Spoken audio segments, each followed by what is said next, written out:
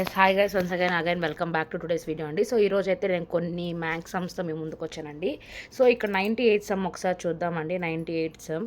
So a item marked at 840. So marked at 840 is sold for 714.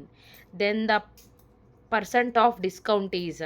So ఇక్కడ ఒక item marked price 840 రూపాయలు. దాన్ని వచ్చి 714 రూపాయలకి అమ్మితే దానిపైన మనకి డిస్కౌంట్ పర్సంటేజ్ ఎంత అని అడిగారు. సో నేను దీన్ని ఇలాగే చెప్తాను చూడండి ఎలా చూడాలి అని. అసలు మార్కెట్ ప్రైస్ అంటే ఏంటి? సో మార్కెట్ ప్రైస్, సో ఇక్కడ నేను చూపిస్తున్నాను చూడండి బుక్ మీద. సో నార్మల్గా మనము ఏదైనా ఒక కంపెనీ నుంచి ఒక ప్రోడక్ట్ కానీ బయటకు వస్తే అది నార్మల్గా సోల్డ్ ప్రైస్. అలా కాకుండా ఒక రిటైలర్ దగ్గరకు హోల్సేల్ దగ్గరకు వచ్చి అతను ఫిక్స్ చేసే ప్రైస్ని మనం మార్కెట్ ప్రైస్ అని అంటాం.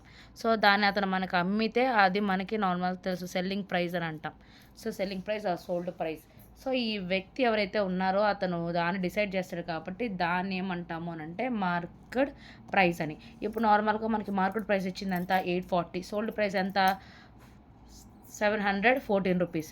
సో 840లో నుంచి 714 రూపీస్ మనము సబ్ట్రాక్షన్ చేద్దామండి ఒకసారి.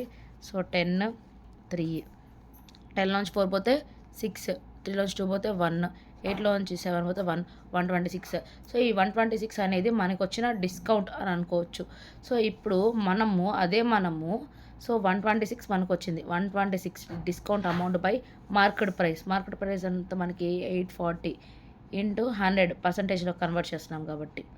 So 0 cancelled. సో ఇది 2 టేబుల్లో పోద్ది. బట్ 84 4 జార్ చూద్దాం. 84 4 జార్ చూద్దాం. 4 జార్ 16 ఎక్కువ వస్తుందండి. సరే 16.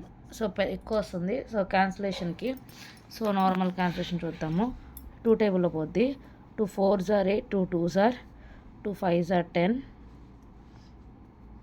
ఇప్పుడు మళ్ళీ ఇది 2 2 జార్ 4, 2 1 జార్ 2, 2 6 జార్ 12, 2 3 జార్ 6,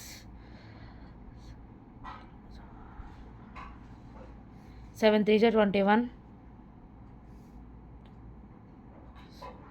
7 9 జార్ 63, 3 1 జార్ 3, 3 3 జార్ 9.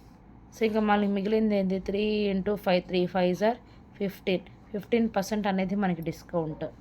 సో ఆప్షన్ ఉందో లేదో. సో ఇక్కడ చూడండి మనకి ఎంత వచ్చింది ఇందాక 15% ఉందా? 15%. Yes, that's the matter. 15%. ఈ విధంగా కనుక్కోవాలండి మార్కెట్ ప్రైస్ మీద బిడ్స్ వస్తాయి. సో నెక్స్ట్ చూడండి ఇక్కడ if the interest is 280 rupees 280. So ఇక్కడ మనకి కనిపించదు అని నేను ఆ విధంగా కెమెరా ఆన్ చేసుకొని చెప్తున్నానండి. సో ఇది కూడా ఇంకో పెద్ద సమ్.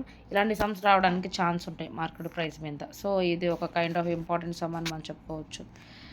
సో అదేవిధంగా చూడండి if the interest is 280 rupees on the sum of 56,000 in 2 years, then the rate of interest. So interest వచ్చి 280 రూపాయలు. ఎంత అమౌంట్ మీద? 56,000 మీద 2 సంవత్సరాలకి. అప్పుడు రేట్ ఆఫ్ ఇంట్రెస్ట్ ఎంత పడింది కనుక్కోవాలి అని అంటే ఎలా చేయాలి? సో అదే నేను మళ్ళీ స్క్రీన్ షేర్ చేసి చూపిస్తాను చూడండి.